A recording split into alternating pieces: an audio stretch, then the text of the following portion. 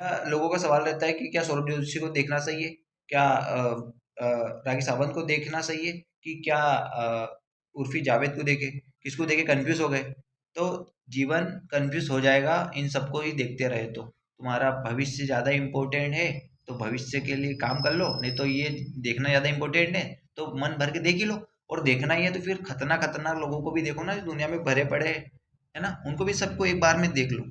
हम आते हैं हमारे सवालों पर। The cost of apple is increase by 20% and then decrease by 20%, what is the net percent change.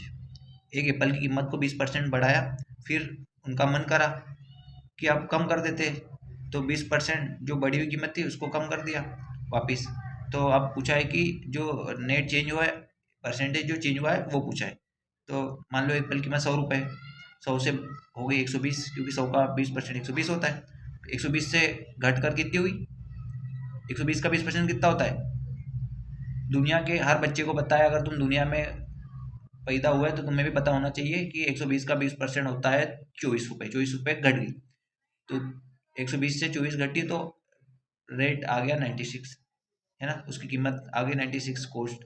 तो 100 से कितना हुआ, 96 कितना चेंज हुआ, 4%। 4% कीमत कम होगी ना, तो 4% इसका आंसर आ जाएगा भाई, याद रखना।